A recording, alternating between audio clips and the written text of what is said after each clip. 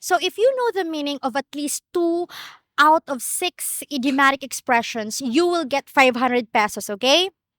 Yes po. Throw someone a bone. Alam ko pong tino-throw lang ng bone. Dog. Yung parang nag-ano. She said the only thing that she knows when you throw a bone is the dog. Like you throw the bone to the dog. That's what she said. Look at that! Hi everyone! My name is Lorie and welcome to the Fuentes Family Channel. English is not the Philippines' first language, so do Filipinas understand idioms and phrases as easily as native English speakers do? Well, in today's video, we will have a little fun in Goa, Bicol, Philippines and ask Filipinas if they can give at least two out of six idiomatic expressions and they will win a cash prize. So, let's find out. Enjoy the interviews. If you know the meaning of at least two out of six idiomatic expressions, you will get 500 pesos, okay? Yes po. So, are you ready? Are you ready? Yes po. Okay, so let's start now. Okay, the first one is just give me the meaning, okay? You can guess. It's free. It's free to guess. The first one is throw someone a bone. Throw someone A a bone. bow? A bone. Like ng buto, a bone. Hindi ko po alam. Alam ko pong tino-throw lang ng bone. Dog. Yung parang nag-ano. She said the only thing that she knows when you throw a bone is the dog. Like you throw the bone to the dog. That's what she said. Okay. How she's laughing. Okay. Throw someone a bone. Throw someone a bone. What is that? What do you mean by I mean what did you understand from that idiom? Throw someone a bone. Totoo yung isang pagmamahal. She said, the love is true. Once love is true. Okay, that's the meaning of throw someone a bone. What is throw someone a bone? Parang more on like po, chismis, ganun po. She said more on gossip. Okay, gossip. Like you're going to gossip someone like that? Yes po. Okay, throw someone a bone. Okay, throw someone a bone. Oh my God. Based on your understanding, you can guess. It's free to guess. Who knows? Throw someone a bone. Repeat po. Throw someone a bone. Gantihan ba? Gantihan? Ganun. She said revenge. Okay. Okay, that's wrong. Throw someone a bone. You can guess anything. Guessing is free. Throw someone a bone? Nagibuan ng idioms. No, no. Anong ibig sabihin niya? Anong meaning? What's the meaning of throw someone a bone? Throw someone a bone, I guess, wait, wala akong ma-guess. Yeah, she said she can't think anything. She doesn't have any guess. Throw someone a bone. Pass. Pass. You can guess. You can guess. Free guess. Throw someone a bone.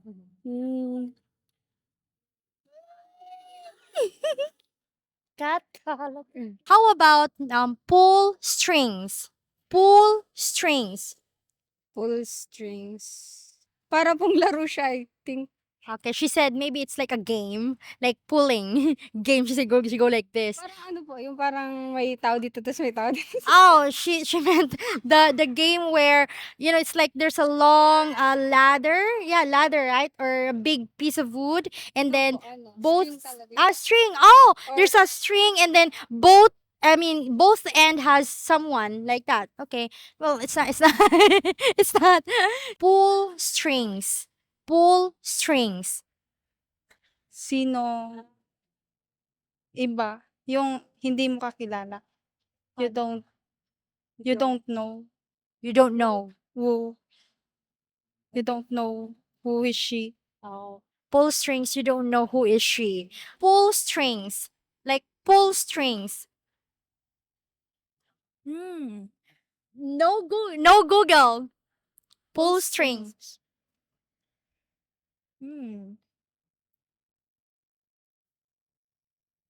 Pull strings. You can guess.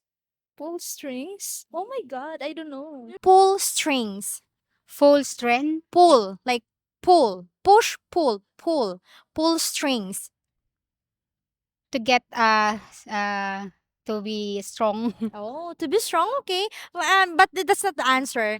Okay, pull strings. Pull string. It's kind of using someone's position or influence or contacts to gain advantage unfairly. Like for example, like the backer. It's very common here in the Philippines. If you're gonna what do you call this? Apply for a job, and if you have a backer, easy. Pull strings. Pull strings. Pero ako familiar sa bulig sabi. Oh my god. She's not familiar. How about break a leg? Break a leg. Ano po, parang Break a leg. expression when Okay, let's go back later. How about under the weather? under the...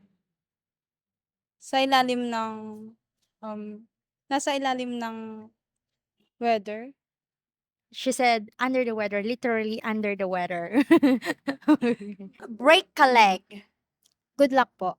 Good luck. That's correct. Break a leg. Wait, I will guess. Break a leg, Like for example, you're going to sing, okay, like in a contest, and I will tell you, break a leg. good luck like that. Yes. 1 more to go. 500 pesos. I'm coming. Their friends are jumping. You're very happy. Break a leg. Now break a leg. Break a leg. Quiet. Charot. No coaching. Wait, break a leg. You can do it. Break a leg. Ano?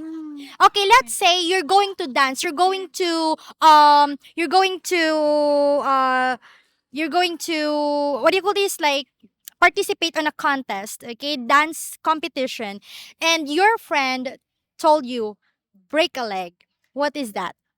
You dance well or You dance well. or you make dance very basta you dance you very well, so you know that ayun lang. Dance very well.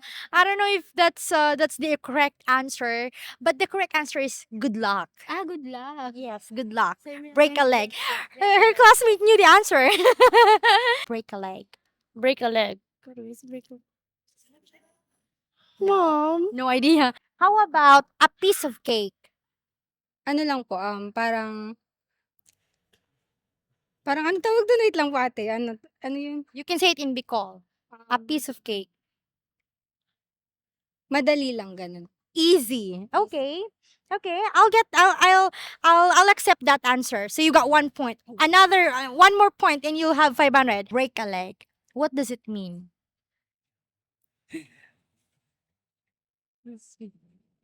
Oh. She said you don't know. How about okay? How about this one? How about a piece of cake? Ano A po? piece of cake. What is a piece of cake? Piece of cake? Isang one cake? She said one cake, a piece of cake. She doesn't she doesn't really know. But under the weather. More on like po, more on ano po, emotion po, like sad, ganon. Sad? Referring to emotion po, sadness, ganon. Okay. Sadness under the weather. Under your standard or what? Oh, no. Okay, how about a piece of cake? Apyo, di ba? Mali piece of cake. Just try. Only two answers and you will get 500. A piece of cake. Piece of cake. Wait, piece of cake. Wait. Okay, how about it's your exam, okay? And then your teacher gave you your test paper and then your classmate, one of your classmate finished her test and then she was like, "Ah, It's a piece of cake. It's easy. Easy. Okay, that's correct. How about a piece of cake? That's very easy. Actually, we usually or we often hear this from movies, or even from our teachers. When I was in college, my teacher always say this, a piece of cake. Piece of cake.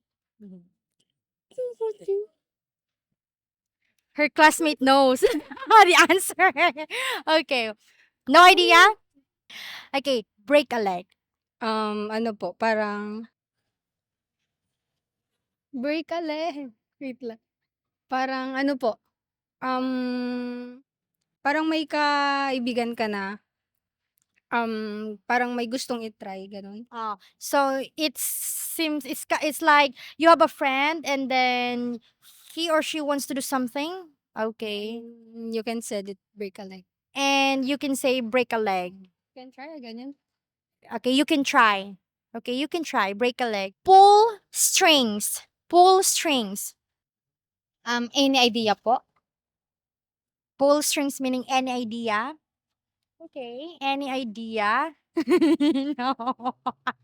I don't have any idea po about sa idiom. Yes, that's very common. Guys, we ask like she's actually like the 12th Filipina that we approach, and she's the only ones who said yes because all of them said they don't know idioms, they're not that smart. Some of them said that and they just don't know. They have no idea. She's only the one that is brave to accept this challenge. Okay, how about pull someone's leg? Wala pong hint. Just asking for a hint. Thank you for accepting this challenge. May we know what's your course? Hospitality management. Hospitality manager. What's your job after you graduate from that course? Maybe ano po, maybe business, ganyan, for nasa cruise or airplane po, ganyan. Oh, cruise or airplane. Wow. Okay, and what year are you now in college? 3rd year po. Third year. Para mailing ka sa camera. Okay. So, third year college. You're so beautiful. You're so sexy. Very slim. You're welcome. A piece of cake. Easy. Oh my god, easy peasy. A piece of cake like that. It's so easy. A piece of cake.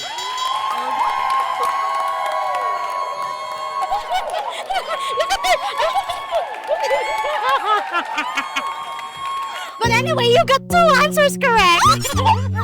Thank you Okay, po. you're welcome. May we know like your name? Oh, I am Danica Villamor Priol and I'm taking Bachelor of Physical Education. Oh my god, thank you so much.